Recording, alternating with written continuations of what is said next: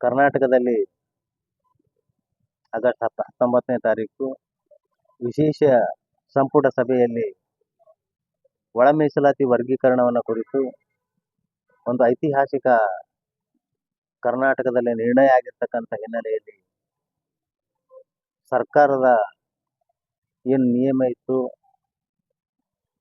ಸಂವಿಧಾನದಲ್ಲಿ ಈಗಾಗಲೇ ಸಂವಿಧಾನ ಜಾರಿಗೆ ಬಂದ ಮೇಲೆ 15% ಮೀಸಲಾತಿ ಇತ್ತು. ಅದಾದ ಮೇಲೆ ಕರ್ನಾಟಕದಲ್ಲಿ ಸಿದ್ದರಾಮಯ್ಯನವರು ನಾಗಮೋಹನ್ ದಾಸ್ ಅವರ ನೇತೃತ್ವದಲ್ಲಿ ಶೆಡ್ಯೂಲ್ ಕಾಸ್ಟ್ ಸರ್ವೆಯನ್ನು ಮಾಡಿ 17%ಗೆ ಏರಿರ್ತಕ್ಕಂಥದ್ದು ಸಿದ್ದರಾಮಯ್ಯನವರ ದೊಡ್ಡ ಗುಣ. ಆ ಹಿನ್ನೆಲೆಯಲ್ಲಿ ಅದು ಆದ ಮೇಲೆ ಕರ್ನಾಟಕದಲ್ಲಿ ಸುಮಾರು 30 ವರ್ಷಗಳಿಂದ ಒಳ ಮೀಸಲಾತಿ ವರ್ಗೀಕರಣ ಆಗಬೇಕು, ಆ ಜಾತಿಗೆ ಸಂಬಂಧಪಟ್ಟಂತೆ ಅವಕಾಶಗಳು ಸಿಗಬೇಕು ಅಂತಕ್ಕಂಥದ್ದು ಅನೇಕ ಹೋರಾಟಗಳು ನಡೆದವು. ಅದರಲ್ಲಿ ವಿಶೇಷವಾಗಿ ಮಾದಿಗ ಸಂಬಂಧಿತ ಜಾತಿಗಳು ಒಳ ಮೀಸಲಾತಿಯಿಂದ ನಮಗೆ ಅನುಕೂಲ ಆಗಿಲ್ಲ, ಒಳ ಮೀಸಲಾತಿ ಕೊಡಬೇಕು ಅಂತಕ್ಕಂಥ ದೊಡ್ಡ ಹೋರಾಟವನ್ನ ಕರ್ನಾಟಕದಲ್ಲಿ ಮಾಡಿರ್ತಕ್ಕಂಥದ್ದು ಇತಿಹಾಸ.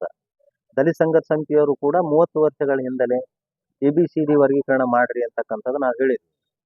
ನಂತರ ಅವಕಾಶಗಳೇ ಸಿಕ್ಕಿಲ್ಲ ಅಂತಕ್ಕಂಥದ್ದು ದೊಡ್ಡ ಹೋರಾಟ ಮಾಡಿದ ಹಿನ್ನೆಲೆಯಲ್ಲಿ ಕರ್ನಾಟಕ ಸರ್ಕಾರ ಸಿದ್ದರಾಮಯ್ಯನವರು ನಾಗಮೋಹನ್ ದಾಸ್ ಅವರ ನೇತೃತ್ವದಲ್ಲಿ ಒಂದು ಆಯೋಗವನ್ನ ಮಾಡಿ ಕರ್ನಾಟಕದಲ್ಲಿ ಮನೆ ಮನೆ ಸಮೀಕ್ಷೆ ಮಾಡಿ ಎಂಪೆರಿಕಲ್ ಡಾಟಾ ಸುಪ್ರೀಂ ಕೋರ್ಟ್ನ ಹಿನ್ನೆಲೆಯಲ್ಲಿ ಮಾಡಿ 1,05,00,000 ಜನಸಂಖ್ಯೆಯನ್ನು ನಿರ್ಧಾರ ಮಾಡಿ 5 ABCDE ಅಂತಕ್ಕಂಥ ವರ್ಗೀಕರಣ ಮಾಡಿ ಮೀಸಲಾತಿಯನ್ನ ನಿಗದಿ ಮಾಡಿದರು.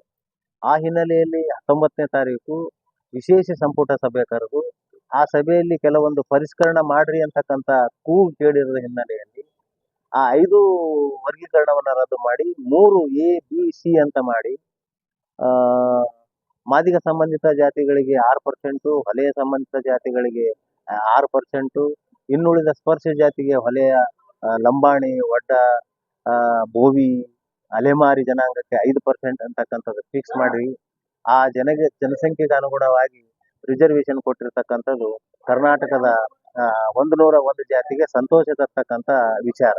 ಆ ಹಿನ್ನೆಲೆಯಲ್ಲಿ ನಾವು ದಲಿತ ಸಂಘರ್ಷ ಸಮಿತಿಯವರು ಇಲ್ಲಿವರೆಗೂ ಏನು ಒಳಪಂಗಡಗಳ ಒಂದು ಕಿತ್ತಾಟ ಇತ್ತು, ಆ ಜಗಳವನ್ನ ಸರ್ಕಾರ ಶಾಂತಿಯಿಂದ ಬಗೆಹರಿಸಿ ಅವರವರ ಪಾಲನ್ನ ಅವ್ರಿಗೆ ಕೊಟ್ಟಿರ್ತಕ್ಕಂಥದ್ದು ದಲಿತ ಸಂಘರ್ಷ ಸಮಿತಿ ಕರ್ನಾಟಕದಲ್ಲಿ ನಾವು ಸರ್ಕಾರವನ್ನ ಅಭಿನಂದನೆ ಮಾಡ್ತಾ ಇದ್ದೇವೆ.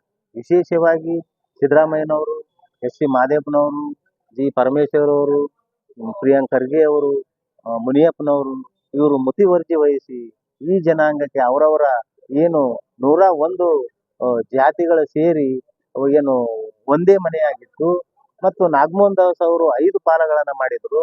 ಆದರೆ ಸರ್ಕಾರ ಸಮಗ್ರವಾಗಿ ಪರಿಷ್ಕರಣೆ ಮಾಡಿ 3 ಬಾಗಿಲುಗಳನ್ನ ಮಾಡೋದ್ರ ಜೊತೆಗೆ ನಿಮ್ಮ ಮನೆಯಲ್ಲಿ ನೀವು ಸುರಕ್ಷಿತವಾಗಿ ನೀವು ಇರ್ರಿ ಅಂತಕ್ಕಂಥ ಏನು ಸರ್ಕಾರ ತೀರ್ಮಾನ ತಗೊಂಡಿದ್ದು ಇದು ಬಹಳ ಸ್ವಾಗತಾರ್ಹವಾಗಿರ್ತಕ್ಕಂಥ ವಿಚಾರ ಅಂತಕ್ಕಂಥದ್ದು ನಾವು ತಮ್ಮ ಮುಖಾಂತರ ಸರ್ಕಾರಕ್ಕೆ ಅಭಿನಂದನೆಯನ್ನ ಸಲ್ಲಿಸ್ತಾ ಇದ್ದೀವಿ.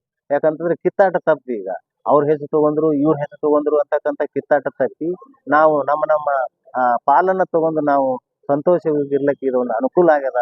ಆ ಕಾರಣಕ್ಕಾಗಿ ದಲಿತ ಸಂಘರ್ಷ ಸಮಿತಿ ಕರ್ನಾಟಕ ಸರ್ಕಾರಕ್ಕೆ ಬಹಳ ದೊಡ್ಡ ಪ್ರಮಾಣದ ಅಭಿನಂದನೆಯನ್ನ ತಮ್ಮ ಮಾಧ್ಯಮದ ಮುಖಾಂತರ ಸಲ್ಲಿಸ್ತಾ ಇದ್ದೇವೆ.